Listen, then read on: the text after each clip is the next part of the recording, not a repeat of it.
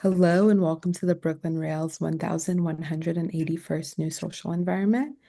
I'm Magali, a programs associate here at the Rail, and I have the pleasure and privilege of being your MC today for a conversation featuring Ajay Kurian and David Brooks. And now I'll introduce today's guest and host.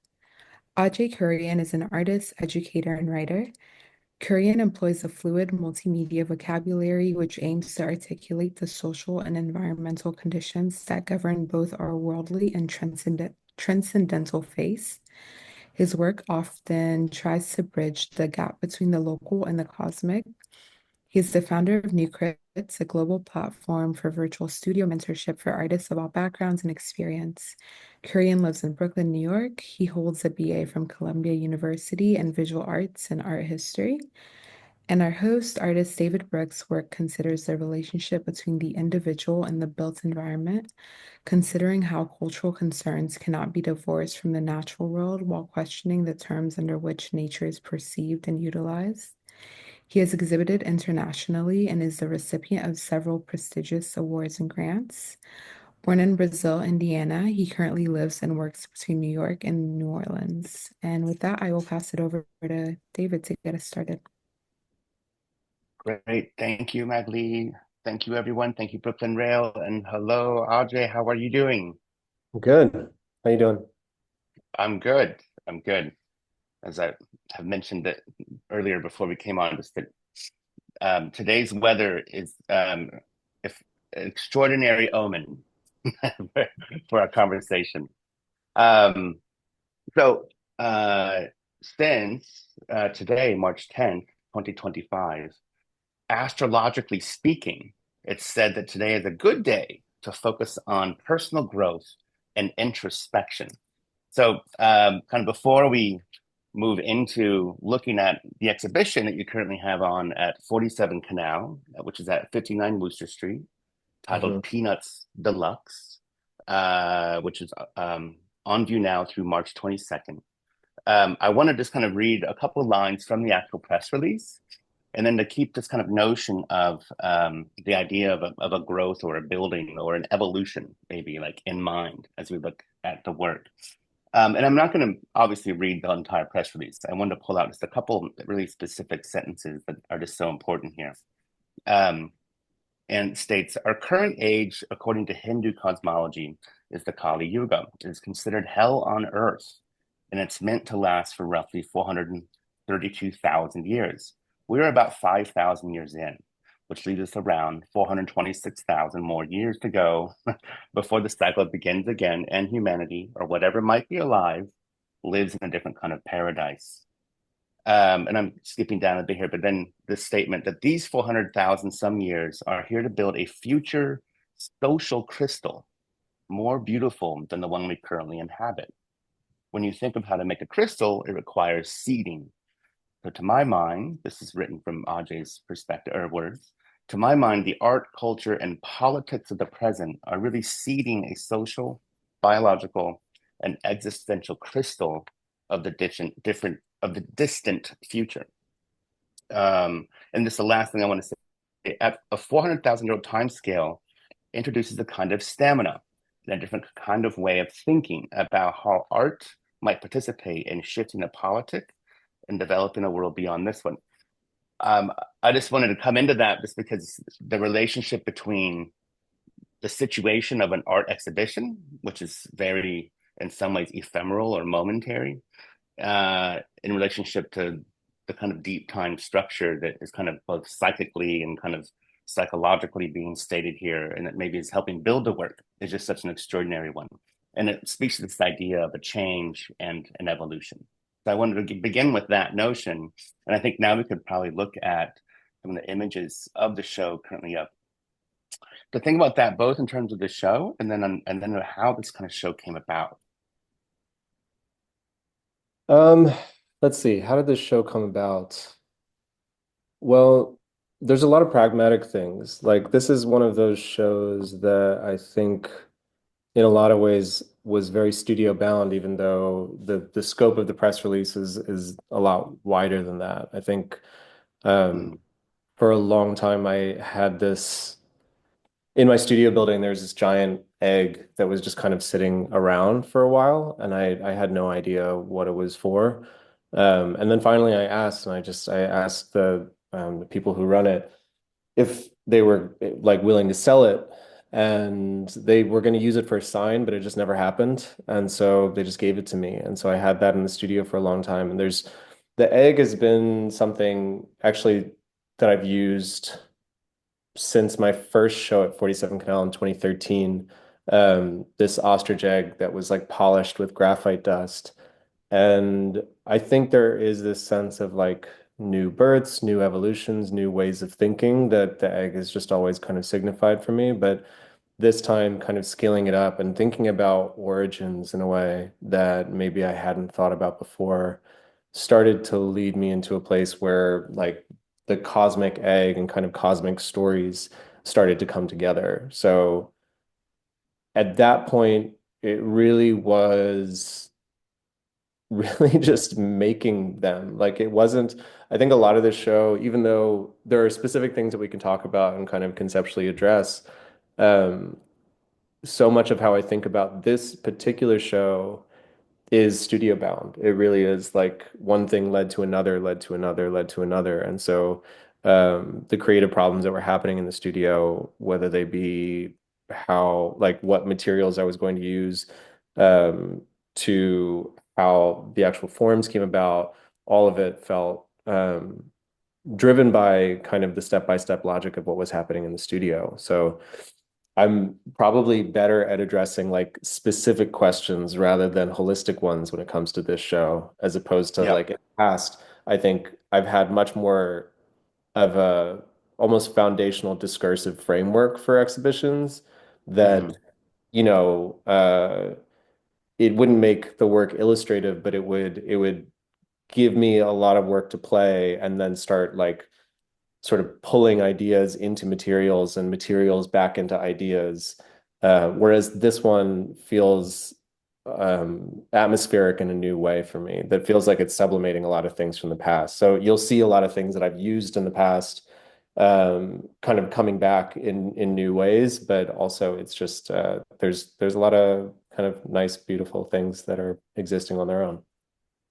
And I think the kind of atmospheric analogy is really important. One thing to note for those that maybe haven't been able to see the exhibition yet, but you walk. This is not the first room or gallery you walk into in the gallery. You kind of in the whole gallery, you go through one and then a second gallery, and then you enter this one. So there's almost like this processional element to it that then kind of prepares you. Not that it's like a prayer room, but it's not the public facing space. So it does prepare you for this different kind of intimacy with each individual piece, which then, in my experience, I get really kind of brought into it with this kind of magnetism, and then you unpack it materially.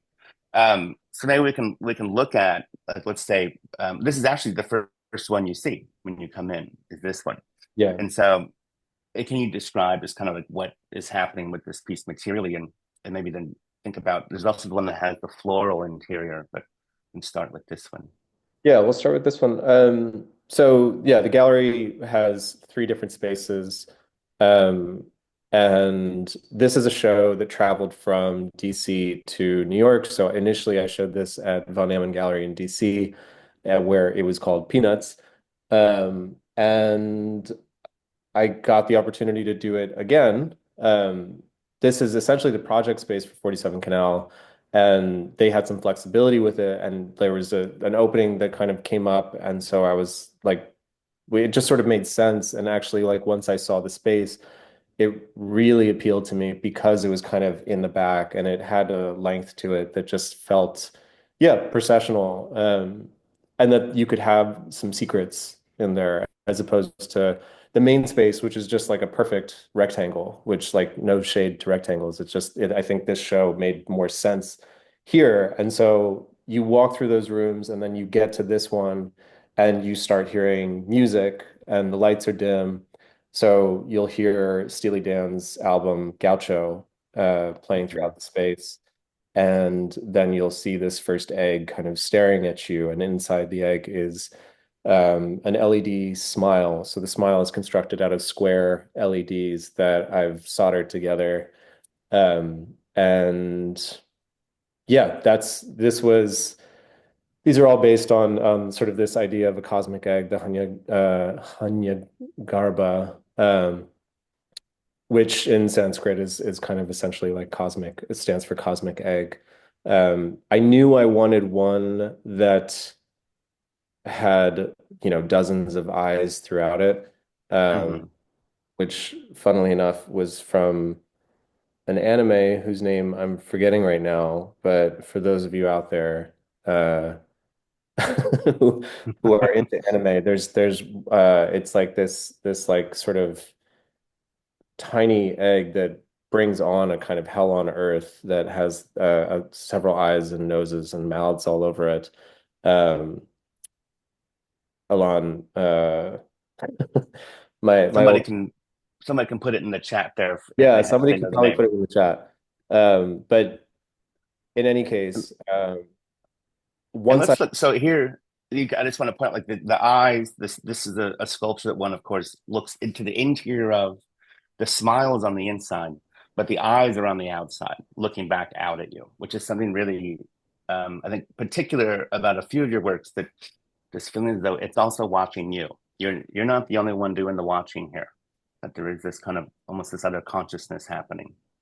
that is true. There's also in other pieces there have been retro. It's called a corner cube retroreflector that I've used in the past to either embed into pieces or just sort of have them on their own. But basically, what it does, it's a crystal that um, is used in optics. So the angle of light that goes into it comes back out on the same angle. So what that means for a viewer is that anytime you're looking at it, you will always see your own eye.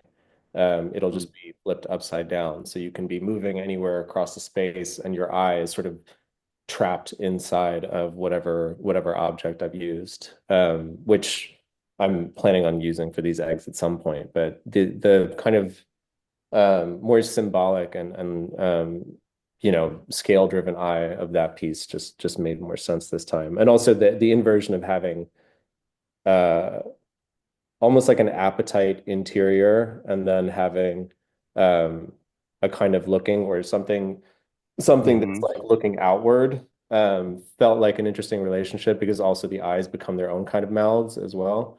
So there is just a consumptive quality about that whole egg. And then And this then, one, you can't see it from this angle, but this one, when I finished it, it felt really dense and a little too complete. It didn't look like what I wanted it to look like.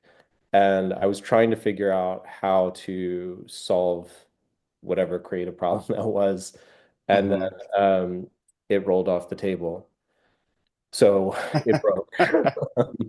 They're pretty strong, but it broke, and there's like a fiberglass interior, and that kind of like maintained. And so on the other side of the egg, it's almost like what you would see in the interior of a chicken egg, where there's like a film um, beneath the shell itself. Hmm. So on the other side, you'll see kind of this pink membrane coming through where it had shattered. It's really it's equally parts really kind of as much of a painting as it is really a sculpture, as much as it is an installation. I mean, it's kind of like really into that. The skin of it is really a material quality that pulls in the history of painting as well as it is a sculptural presence.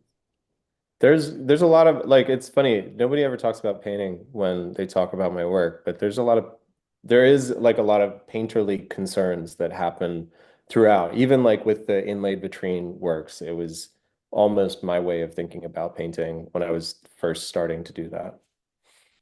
And I think that if we go up to, I want to talk, there's one more egg I want to talk about in a second, but just on this notion of painting, I want to look at either the two wall hanging works, the Rainbow Serpent or the Shisha in Love, which if we go up to either one of those.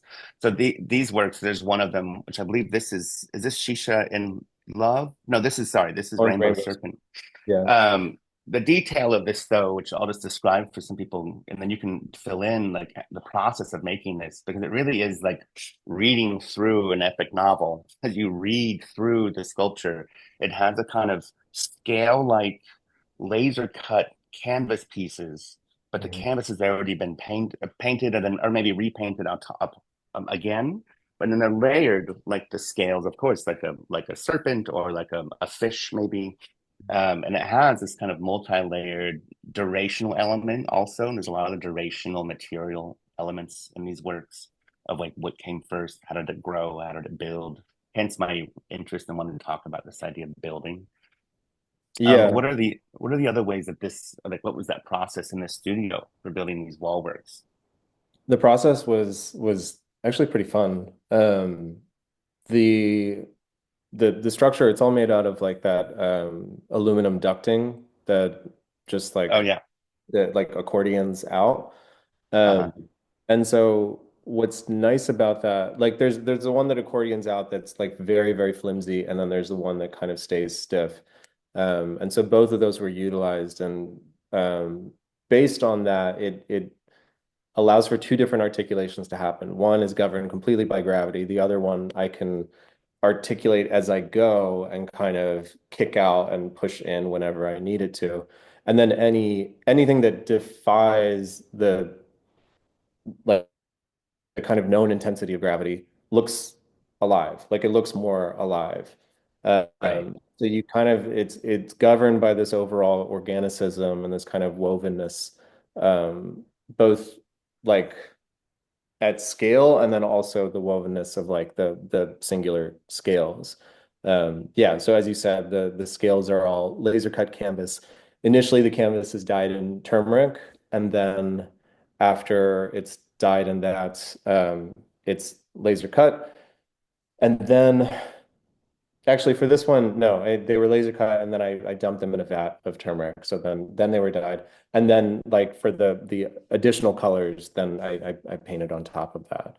And then there's you can see there's like little dots all over the darker green ones, which are all gold leafed in a variety of different patterns. So the what I knew I wanted were kind of these intersecting serpents with different materialities and different ways of coming to be that would also house this glowing orb that you see there. It Mm-hmm. kind of looks like either a birthing star or maybe a dying star, depending on how you want to see that. And It that's was immediately in my notes, and when I saw the show, I was like, ah, this is like a dwarf star or supernova, or it was immediately identifiable iconically. That's yeah, I'm glad. I like this is the first time that I've shown them naked. Like usually they're behind plexiglass. Um, but then I felt pretty confident that the read would be the same. So the process of that, I've used this since 2012 or 2013, where it's like a glass lamp that I then kind of paint almost like encaustic with melted gummy bears. And then I'll paint the melt, like once the gummy bears are all over it and somewhat set, then I'll paint the whole thing with black acrylic. And then the gummy bears are still kind of moving. And so because of that, it tears the paint. And the way that it tears it is like kind of in this planetary, sort of very geological way. And that sort of produce. I mean, then it's sealed with resin. It's not just like a And drippy. Magdalene, can we see the other image that shows the other wall hanging piece, which is the Shisha in Love one? I think it's yeah. So there you can in the upper right sort of area you can see the orb there a little more clearly. And one of the things I was thinking about with, and this is what there's a lot I want to talk about in terms of the materials and how you come to your materials. In this case, gummy bears, as we know, are made of gelatin, and as we know, gelatin is a kind of cooked down bone material. And of course, bones, just kind of in light of this kind of context of the exhibition of this kind of deep time relationship, bones, of course, being the thing that will decompose more or less last on a body, and then therefore typically can become fossilized due to that, and then can actually reach ages far exceeding 438,000 years. So there is something really interesting about bringing it, but just to say gelatin doesn't necessarily help us as a viewer or a receiver of this work. You say gummy bear, And now I identify it into my everyday life. So now it's like, gummy bear, right? I eat gummy bears. I love the Haribo, and they're like delicious. And so it's this thinking about that relationship of the local to the cosmic is not just cerebral, not just poetic, not just conceptual, but is actually quite physical and material in this sense. This this really could be a fossilized orb into the future that some future generation or life form finds. So there is this interesting element of it in comparison with, say, an LED, which will still have a lifespan to it, and may not exist in those time frames. That was something I was thinking about with it. I think lifespans and cycles are have always been really interesting to me. I mean, initially when I would like the first ways that I was thinking about my work, I used a lot of candy, and I was thinking a lot about Robert Smithson. And Smithson had like even though he's somebody that we kind of think had a very specific and maybe profound understanding of time, he really privileged deep time over any other kind of time. Like if you read his writing, which when I was first, like I wrote an essay about Smithson and kind of and gardens way back, like 2011. And so I read everything that Smithson wrote. And the thing that really came through is there was a prioritization of deep time over any other kind of local time. And for me, that was an issue. Like it was all real. It was all completely evidently and equally real. It's just what weight are we giving to it and why? And that comes from numerous perspectives. It's not just a human one.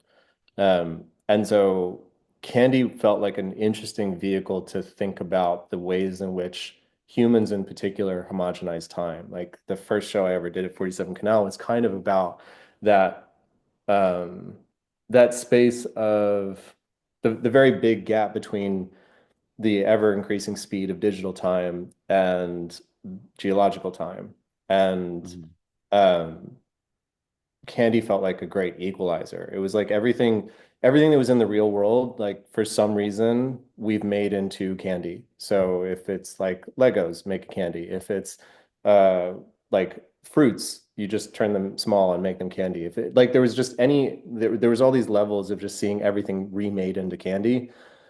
And gummy bears, like a gobstopper was like the first thing that really caught my eye because um, it's sedimented, it takes two Mhm. weeks to make a batch of jawbreakers because you're just sedimenting sugar over and over and over and over again. And so when you break that open, you see like the kind of geode-like status of something that's just simply sugar. And that was like my first way of thinking about how I could think about deep time without getting caught up in the grandiosity of it. Like the Mhm. other problem that I had with Smithson is that it's just so grand and so dramatic that it felt almost impossible to feel. And part of understanding or trying to think about numbers like 2 million years or 400,000 years or even longer is the impossibility of thinking it. And candy felt like a stupid, absurd way to address the impossibility of that.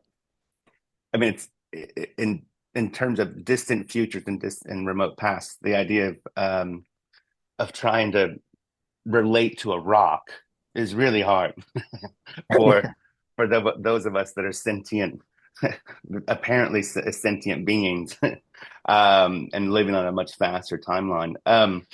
And so I think that the stupidness of the candy is really interesting. Like for you, I think the term like stupidness is actually like a really important, it's something to praise. It's like a celebratory element of it. It's an access point. It's a relatable something, and it's also partly play maybe, or it's kind of a lot of these elements all into one.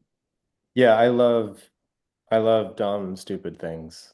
Um, I think I don't know, the smartest people I know are the ones that know how to be really dumb. And I think there's something about even like the ecosystem of the intellect. Like if you only have one kind of intellect, it's not that exciting.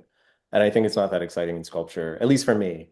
And I see like one range of intellect. And yeah, I just take a lot of pleasure in that stuff. And I think that was like something that was really important in this show where the prior show at 47 Canal, which was called Missing Home, I felt like in order to kind of find this transcendental space that I was maybe looking for, I sloughed off a lot of that stupid stuff, thinking that I that think would, we like, could, yeah, we let's can, go ahead and go to images of that. Yeah.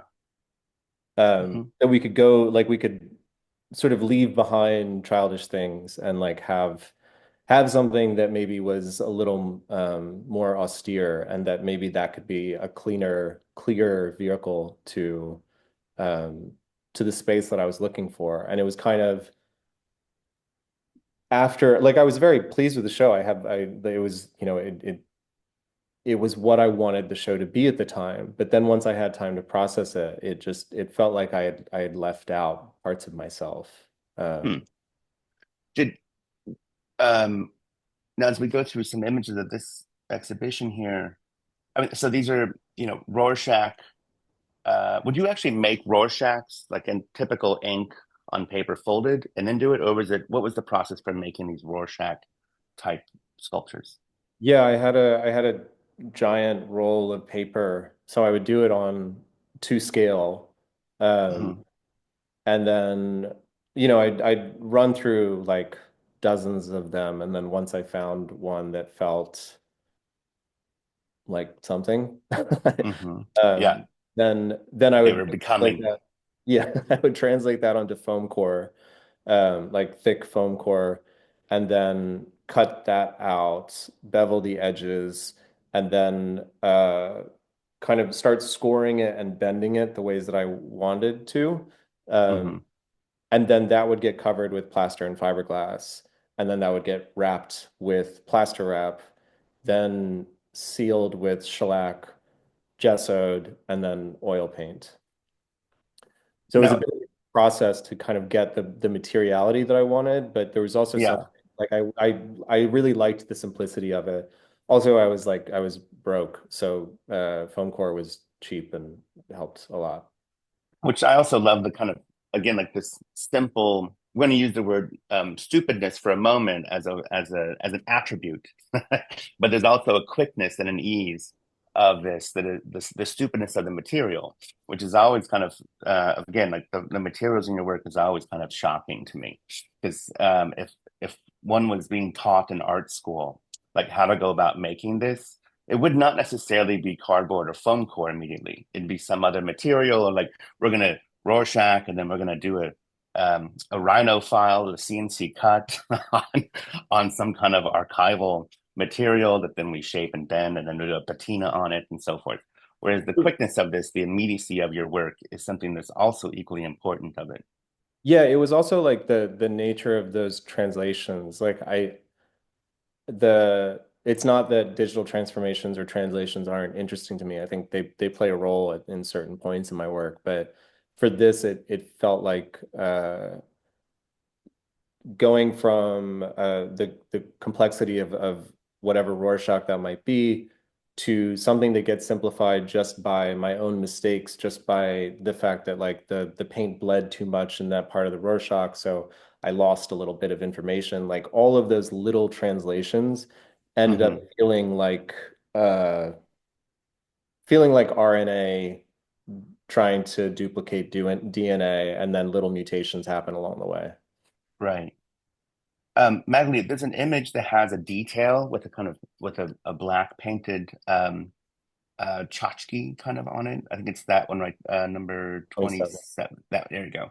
So would this be an element, just to go back and think about the idea of growth or change, evolution, to this, from this previous show at 47 Canal to now the current one that's up, like this insertion of these playing, which, like, are they cats or foxes? I think Boxes. they're hedgehogs, or something, but foxes.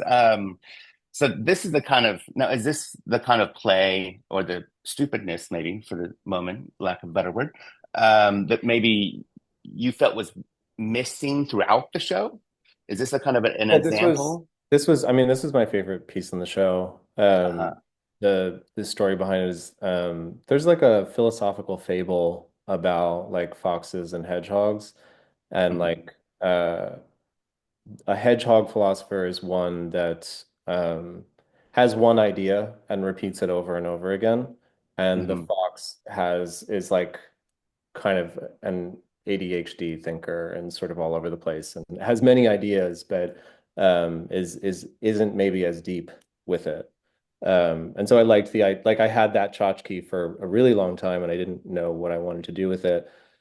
And then I painted it this like super matte black. Um, so it kind of flattened a little bit when you saw it. Um, and that kind of giving it a shelf in the piece, it was almost like the hedgehog, like this sort of hedgehog of a work became the maternal keeper of the fox. Well, so it's breaking a kind of the artwork's own fourth wall moment where it's now becoming shelf. So the sanctity of these almost like I don't know, they're these large mantra, Rorschach, um, um, emblematic things that feel like they're emanating a psychic power, perhaps, or what that kind of quality is, but they're definitely emanating something. And then all of a sudden, it's broken. Now it's a shelf. I'm going to put some hedgehog on it. So that relationship is sort of like jolts you back into you as a viewer in the space for me. I do recall this one also being one of my favorites because I just started laughing when I was also in the middle of like, I think I'm supposed to be praying right now. I'm not sure. And then I started just kind of cracking up, laughing, which is one of the things that happens with your work often for me. It's just kind of astute, like I'm moving between a poetic sensibility and an intellectual kind of conversation. And then I investigate the materiality and then I start kind of cracking up. And so there's that kind of little, experiential sandwich that happens for me. It was another thing that happened in that show. Like the floor was covered with pine needles from my parents' house. And what I expected to happen when we put the pine needles down, like I knew that the scent and the sound would be really that's what was really important to me. That crunch below. Mm-hmm. And what I didn't expect and was actually really pleased with after I realized that that's what was going to happen is that it made the floor unbelievably slippery. So the Can we number of look at an times image of where you that, saw Maggie? people just like slowly walking and then all of a sudden they're just like whoop and you just see them Yeah. borderline wipe out and a few wipeouts Uh, was it just made you very aware of your body. It made you have to be careful and slow. And that was one unexpected thing. And then the other unexpected thing, which you can't see from these pictures because this was like the initial install, was that once people walked around everywhere, the you'd see the tracks of humans everywhere. yeah, And that that's beautiful. alone was very fascinating. And then two, the holes through the pine needles started to resemble the works themselves. Right. I mean, that's so beautiful. I mean, it's also this element. It's like the Steely Dan playing in the background of the Peanuts Deluxe show. And then here it's Pinellas on the floor, both of which are kind of in this deadening space that are both pleasurable and kind of suspended in this. I'm trying to articulate it, but I think it's like if death is okay, like sure, you know what, death is okay. It's fine. It can also have a pleasurable quality to it. Not suicidal, meaning like it's just like a state of being that is a part of our future, our process. So there was something about that, but it paints this whole entire mood into the space. I feel like I should maybe address Steely Dan. Uh, Hmm.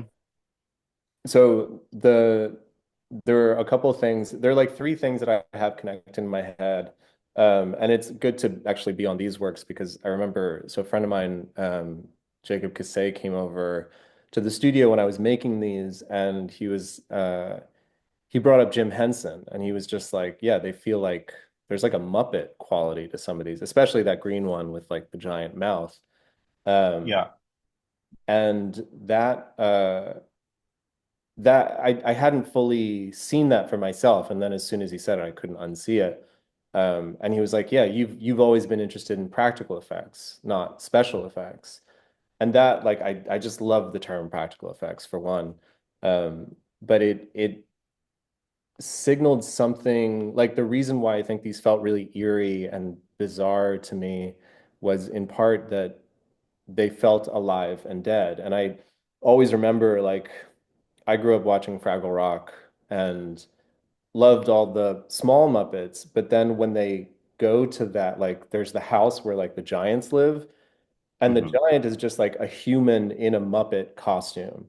And to this day, it gives me the deepest anxiety. Like it's like a hole in my stomach every time I see those characters because it's just, I don't know, it just freaks me out so much.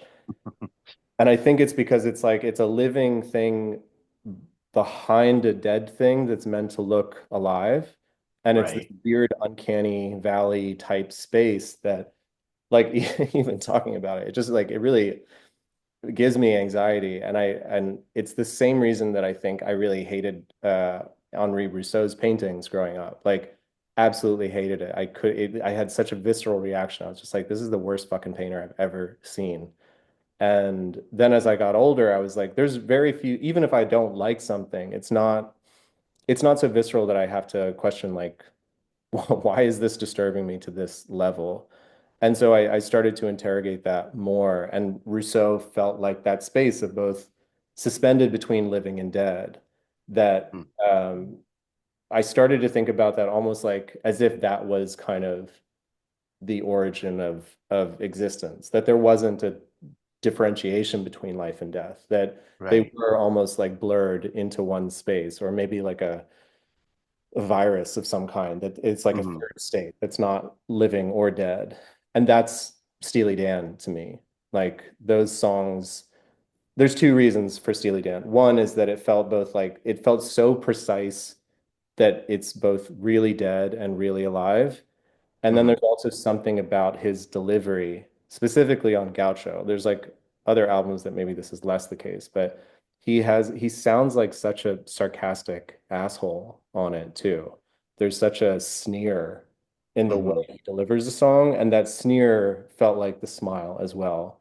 And the smile, like these eggs and this like thinking about sort of a cosmic origin, it just felt like it's not, it doesn't, cosmic origins aren't necessarily beautiful. Like they're not necessarily,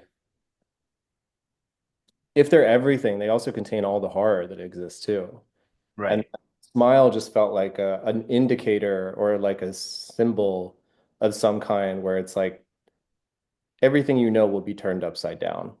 And then Hmm. that will be turned upside down. And it's just like, it's just this consistent sort of energy of the trickster that felt like, yeah, that would be foundational. I think in a way, there's something deeply foundational about knowing that everything you know will be nothing and then something else will happen. If we can actually, Magali, if we can look at, there's an image, I think, shortly after this series that is really specifically just showing one of these smiles. Uh, there is that one there. Yeah. So this is kind of um, this when I think of Ajay, I think of this, and and also, you know, as you can see, the body of that which is smiling has dissolved or has been kind of lost in space, and so it's just the smile. So it is like absolutely overtly obviously telling you like this is going to be confusing for you, this is going to be enigmatic, this is going to be maybe not necessarily only happy, but it can be at the same Mhm. time. So it is that middle, that space you're talking about between the two. Yeah, this Is was it? this was the first time I used the smile. I so if we the maybe the image prior, uh, or just the couple images prior, like just giving a context to what this space was. So there's this giant vulture that looks to be either sinking or rising out of this pedestal. It's a white Carrara marble vulture sinking or rising out of this Persian travertine. Um, and it's looking into this globe, like one of the other, it's the same globe that's in the show, but this globe is behind plexiglass. So it's inlaid into the wall. So when you're in front of it, it has quite a virtual feel to it. It almost looked like it was just a picture or like a digital image. Um, Mhm. it just felt so, everything felt so monumental. Like I mean, it was what I was after. There's obviously like a drama that I was looking for. Um, yeah, you don't like black out a space and put a spotlight on a vulture and think it's going to be light. But what I wanted, it needed some levity. It needed something that was like ramshackle. And then that's kind of how the smile started coming about, where I Oh, wanted something that was just sort of hanging in the space. So in the back, you just see this like Cheshire grin kind of just rattling.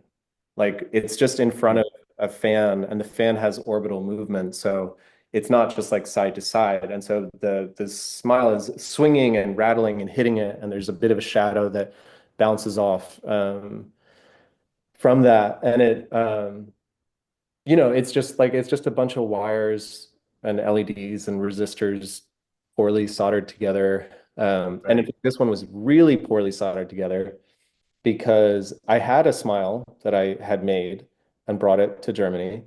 And this is no shade to the install crew because they did a great job for everything else, but they forgot that this was on American voltage. So they just plugged it in and just blew it out immediately. Oh, wow. Okay. And I've done that before. it was the day of the opening. So we had about 4 hours to find square LEDs, the same resistors, and literally solder it together and put it back up. And like my hands were like shaking. Wow. They helped solder all the teeth so it would go faster. But then like putting the smile together itself, it was a bit of a scary nightmare because it was supposed to be a white smile, like the just like regular white light. And then yellow was all they could find. And so it became this kind of more of an acidic grin with a bit of a buck tooth. Would you say at this exhibition here that um, when I spoke to you recently, I kind of trying to find speaking about the Peanuts Deluxe show that's on view right now at 47 Canal, trying to find almost like this transcendental place or this transcendental potential for the work. In some ways, we can see there's a dimension thinking about the time elements collapse down into something stupid like candy that makes it accessible in a way, it gives it a portal. Mhm. Was this another kind of an approach with this monumentality, which is also kind of like there's a deadpan nature to the monumentality, and then this Cheshire smile. Like, would this be a first kind of early inkling of like a transcendental kind of opening? I'm just thinking here out loud, but I mean, that's an interesting read. I think it's an opening. I'm not sure if it's a transcendental one, but it might be one that isn't necessarily bound to human time. Uh, mhm, that feels appropriate to say. Like it's something that felt like, yeah, anti-monumental for sure. Like it was something that I just felt like the smile is something that couldn't be assimilated. Like it mhm, was it when I first was thinking about it, it was, this is called American Tulpa. So it does have a spirit like quality. Um, and what an American spirit is hard for me to fully put into words, but it does feel poisoned. right. And there's it was partially that, and it was partially like there would always be a remainder. Anytime that you're trying to uh find the arc of history or maybe like totalize history, there's Mhm. something that's going to eke out or slip out. That it felt like the smile was that it was the remainder. Yeah. Um, Speaking of like this idea of slipping out, or you said the phrase earlier, it's like I couldn't get the image out of my head or unsee it. I would like to, Magley, if we can go to the row house project towards the end. We can come back to if we want to talk about the vitrine works, but um, I think especially the very I think it's the last image of the which I think is one of the first things. Yes, this one. So this is the Prep 2015. I mean, this is like such an intense kind of like image one cannot get out of their head. And I forget, was this on the second floor of the building? Because I was fortunate to be able to see this in person.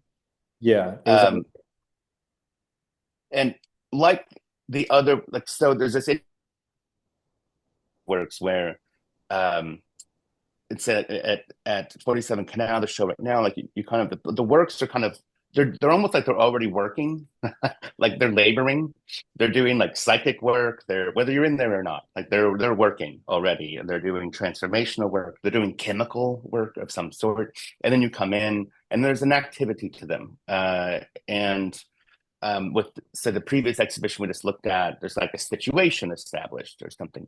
Here in this project, in this exhibition, it was a whole row house. It was 3 or 4 floors, and you had works in all floors, including the basement.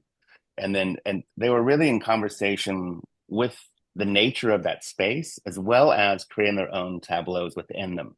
And they're now the viewer moving through it is implicated entirely into all these different dimensions of the space. Here you have like one boy, which if I remember right, it's like peeing into the mouth of this other boy, and then the other figure is like, I can't quite remember if they were in shock, amusement, or dismay. But there was this because of this triangulation of the three of them, it's almost like the viewer is equally triangulated between the space, the artwork, and themselves. And so this kind of who's image formation that then also is definitely escaping something that's supposed to happen in sculpture. It's like slipping out, like a genie out of the bottle kind of thing. This was the first figurative sculpture I ever made. And it was an image that I couldn't get out of my head, which was um, two kids, one pissing in the mouth, two white kids, one pissing into the mouth of the other, and like the other just loving it, just eating it up. And then the third brown kid is just watching, trying to figure out what the fuck is going on, um, with a kind of curiosity. And um, it's not like that. I didn't see that happen, but it felt like there was a truth to the image that it didn't have to be like an event that occurred. Mm-hmm. And so then there's some mechanics going on here where the kid who's peeing has a speaker cone in his chest, and it's vibrating the water at 24 hertz. So Mm-hmm. the old digital cameras would see at 24 frames per second, and it's like a setting you can put on your camera now too. So like you would look into the head of the third kid, um, and it was trained on the stream of water, and it looked like the water was going back up into the kid. So it was like he was trying to quantify the event in a way, and he was just getting it Mm-hmm. wrong. And there was something about that that just made sense to my experience, and also like it felt endemic of the situation that we were in, and likely even deeper in now. Um, but there was there was a weird level of permission that I kind of gave myself, and also was granted, like an artist who was working for me at the time, who's now like doing great and is an amazing artist on his own. But Rafael de la Cruz was my studio assistant for a year and change, and he's just a very earnest person. Like he doesn't there's not if he's happy, like if he's excited, he's like, whoa. If he's sad, he's like it just everything, he just wears everything very openly, and it's a really beautiful energy to have in the studio. And so like I had finished one of the figures, the pissing kid. I had kind of gotten the gesture down, I got the shirt and whatever, and it was just so gross and unformed, but the gesture was still what I wanted in it, and you could feel it. Like you could feel his hunched shoulders, you could feel the audacity. And yeah, just we were looking at it together, and I was like, God, is this done? And it really helped to hear from him. He's like, yeah, I think it's done. I don't think you have to fuck with that anymore. Yeah, you And don't have to overthink this. exactly. Yeah. And also I think for other things, it was like plexiglass, or like those materials that have really fine polish, or mirror, or something that's just like immediately seductive. They can um it's easy ways to develop how you train someone's eye. Like what you Mhm. want them to focus on and how you want the drama of them to experience the work. With this, there were less coordinates that I was fully familiar with because I hadn't made work like this really just yet. Hmm. And I needed, yeah, I just needed a reminder to be like, yeah, if it makes sense, it makes sense. Um, and that I think if we just kind of looked at a few more from that exhibition for a second, just kind of scroll on up. That's the retroreflector there, and that's inlaid into the kind of starry plexiglass, that little circle there. Oh, in the Um, left corner. Hmm. yeah, so you can see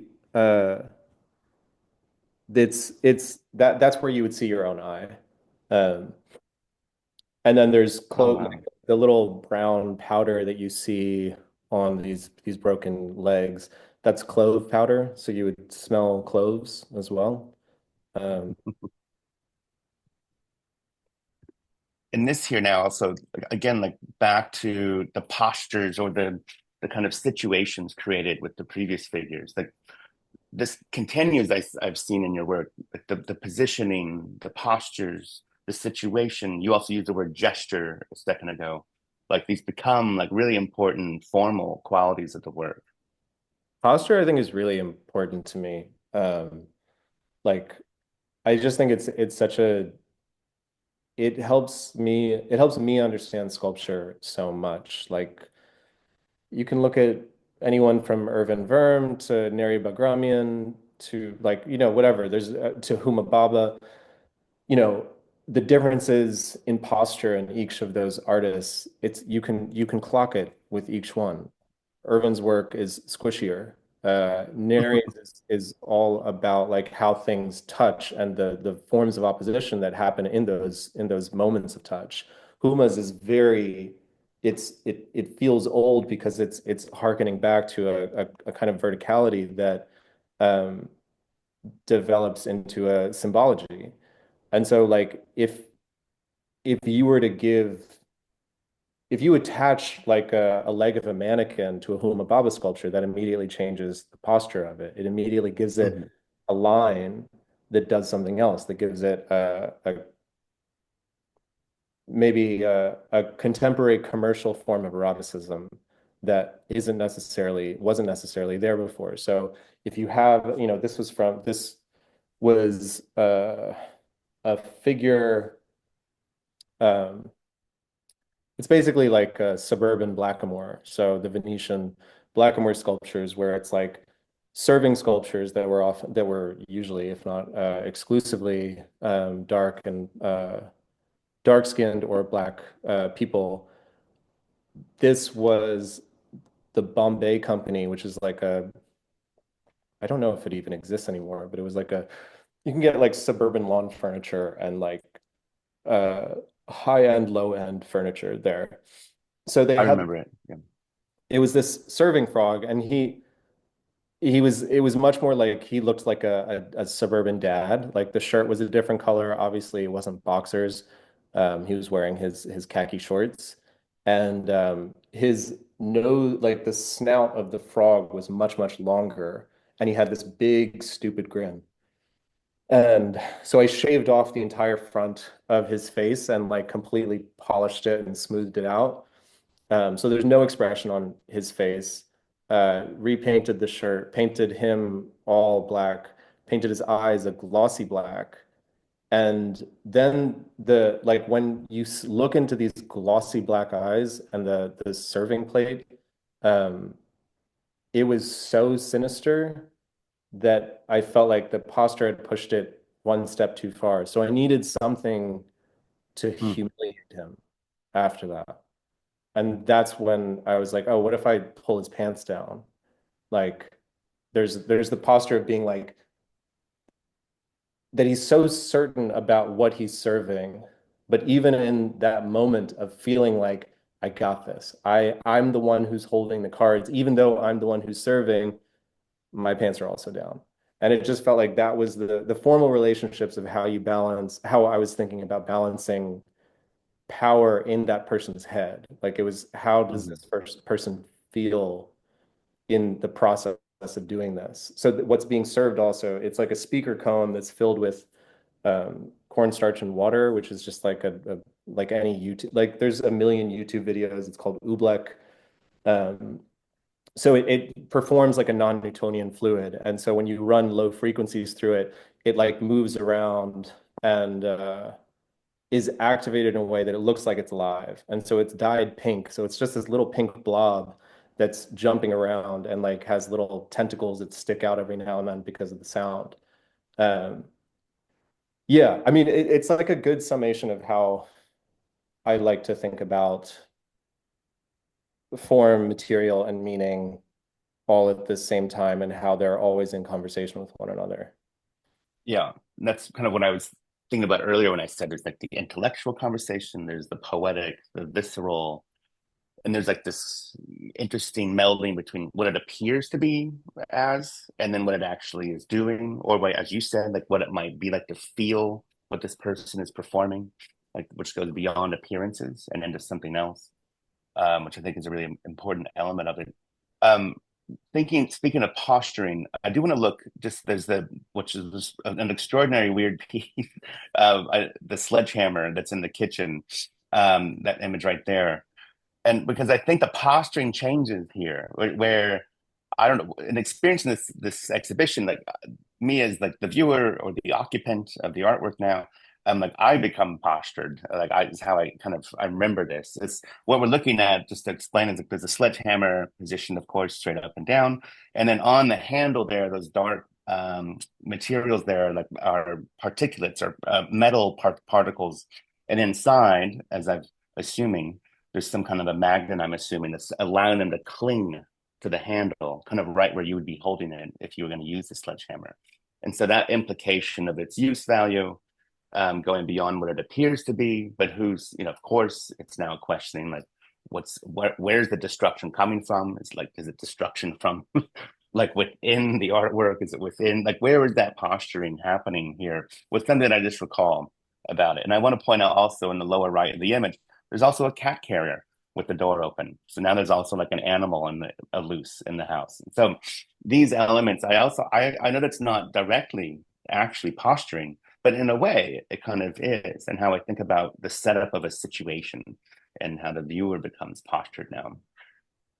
Yeah, I like non-gallery spaces. The nice thing about this show was that the row house was being torn down, and that was we like any artist that did a show here, they knew that that was going to be part of the process and that they would be where they were slotted in.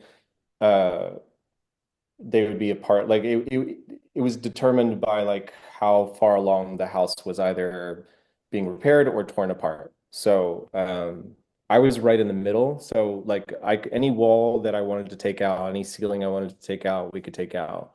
And so that's why you can see the slats there. I could put out like lights behind some of the slats in other rooms.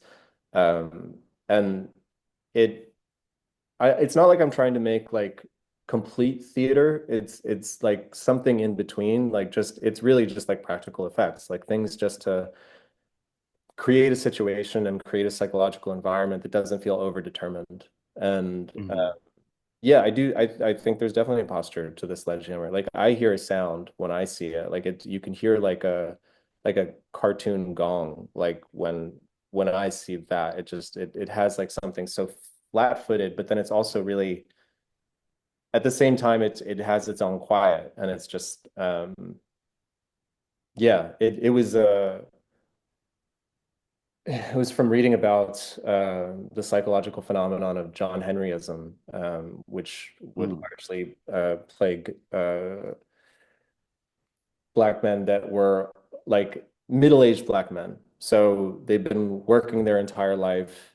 And the story of John Henry, who's working against the machine, trying to lay down train tracks, and the machine, I can't remember if they tie or he wins or whatever it is, but he dies right after.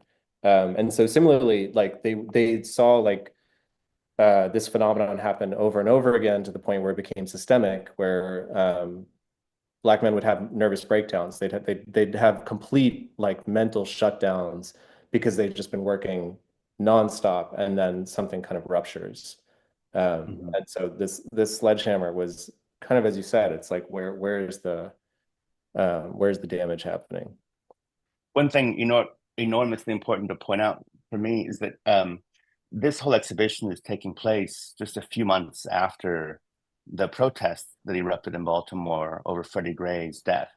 And Yeah. so the air was full of that kind of tension and the place of like where do we go with this? How does anybody have any agency within this? With just it was just so charged. And so and here like quite literally these particles like charged like static electricity, like binding them together. Like I can't think that that's not some kind of visceral intuitive relationship happening there. And so It was, yeah, it was a crazy time. Like it took me 2 years to make the show. Um, it took a lot out of me just because, to be very clear, I know I'm brown. I'm not trying to, in one way, I'm not like trying to take on the voice of anybody else, but it was a situation where when you grow up brown in a culture that is polarized between white and black, it doesn't leave you, if you haven't interrogated it yourself, it doesn't leave you with much of a foothold to understand yourself. And it really does depend on what environment you grow up in. So, especially for like, it allowed me to really go and do a deep dive into my own racial understanding and what I had to unlearn. And so there's a whole history, which, the Cliff Notes version is like there are two moments of serious immigration for Indians in America. And like the first point of immigration is like when the US lets in kind of educated Indians that have degrees and that can be part of like the white collar workforce. So that's where you get the stereotype of like doctors and engineers from. It's structural. And then the next wave happens in the 80s, and that's lesser education. People with less education were then able to come in, and then you have sort of the dueling perspectives of like, okay, well, Indians are both the surgeons, but they're also taxi drivers and the Quickie Mart people and all of that. And so they've just become these kind of warring stereotypes based on very systemic issues that allow for different things to take place, where there's a lot of anti-blackness in the brown community, in the Indian community in particular. So, and then growing up around largely a like white community of kids, like all of this was coming unearthed in this show. And yeah, it was a difficult show to get through for me, but it helped me understand uh, the complicated histories of identity in a way that I had never like really, really pushed myself to interrogate this fully. And I even remember having a conversation with my gallerist at the time, because this was the first time I'm really sticking my nose into um, an overt like political sensibility. And he was just like, what right do you really have to talk about these things?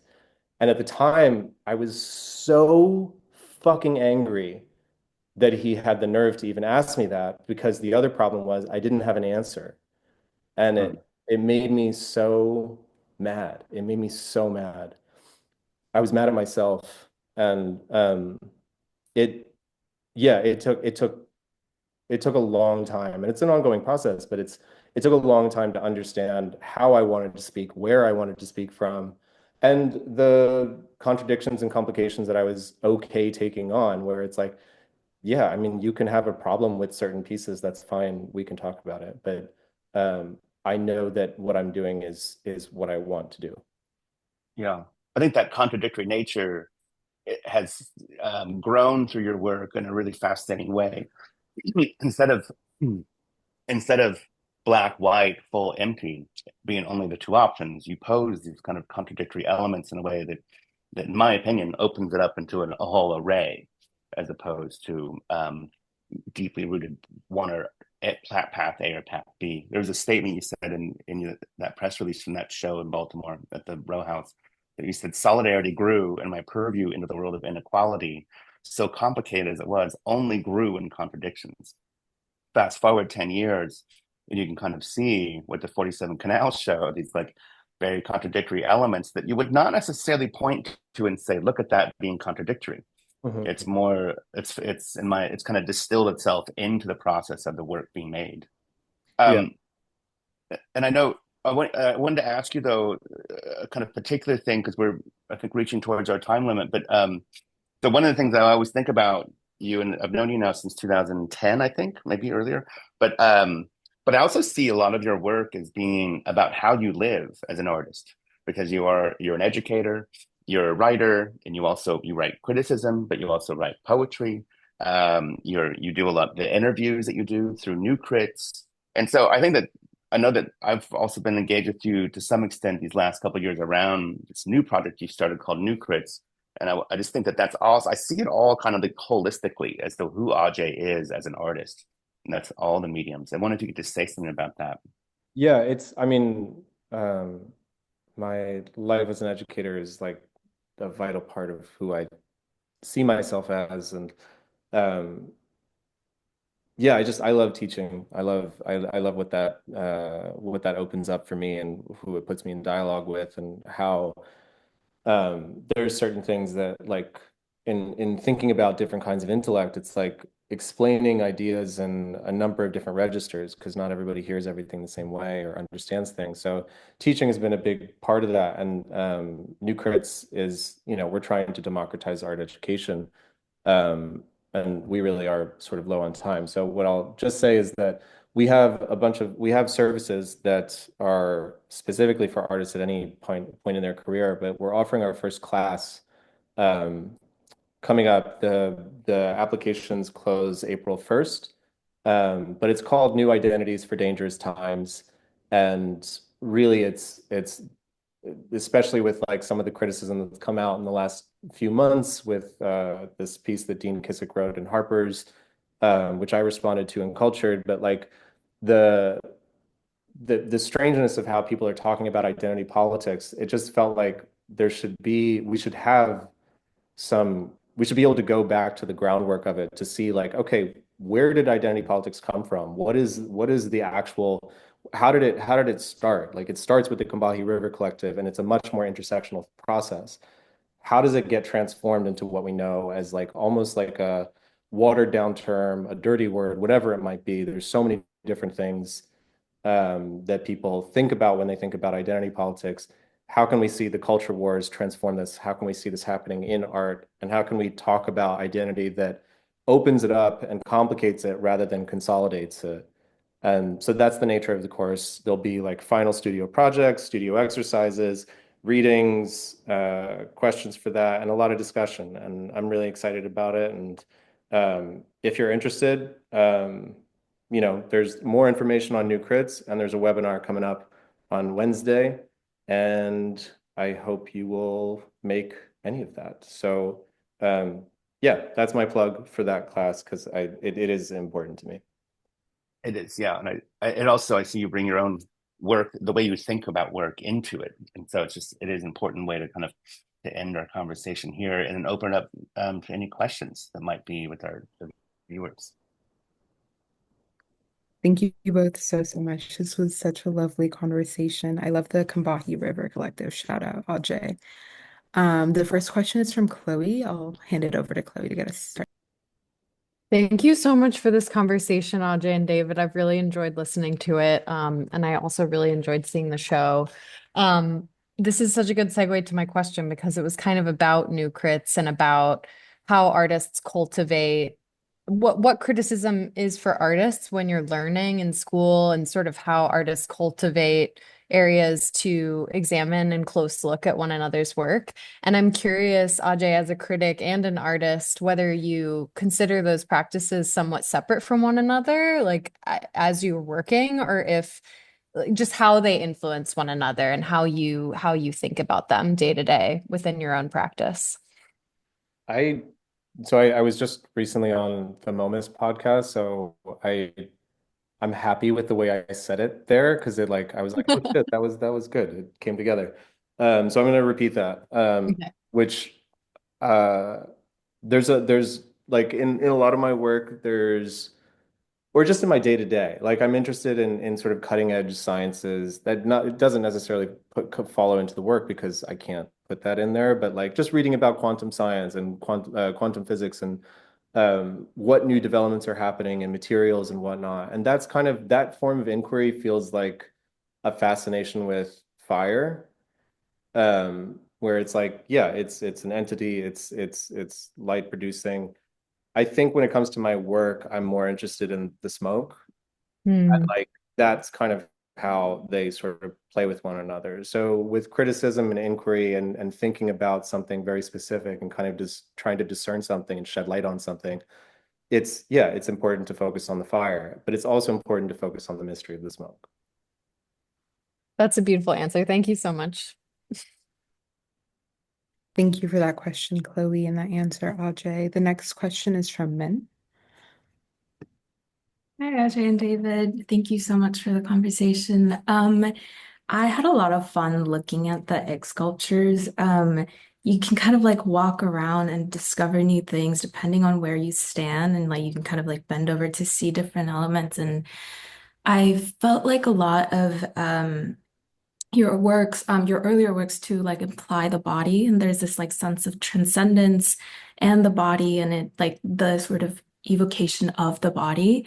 And I was wondering if you can speak a little bit more about the idea of transcendence and the way in which you bring out sort of scent elements or tactility through your work to, I guess, bring awareness to like the viewer's body. Mhm. I think I think maybe the moments of transcendence that feel really rich to me are ones that feel almost like they're still in the process of figuring it out. So when it's not just the full removal of the body, or it's not just like transcendence when it's all light, it's like a motif that I think is unbelievably interesting from Western medieval art is the motif of disappearing Christ, which is Christ ascending into heaven, but you'll see his feet at the top of the painting. So it's just these like goofy Flintstones feet sticking out from a cloud. And I like it just blew my mind. It actually made its way into the like I had an installation at the Whitney for the Whitney Biennial in 2017, and one of the figures that was in the procession of figures in the stairwell, on the back of his t-shirt was just the disappearing Christ motif, which it's just like a cloud and the feet sticking out. But I think that's like the register that really makes sense to me because it puts you in your body, but it also shows you where you want to go. It's like you're here and you want to go somewhere else. Thank you. Thank you both. This was the last question. I'll hand it over to you, Audrey, for the reading that we'll be closing out with. Cool.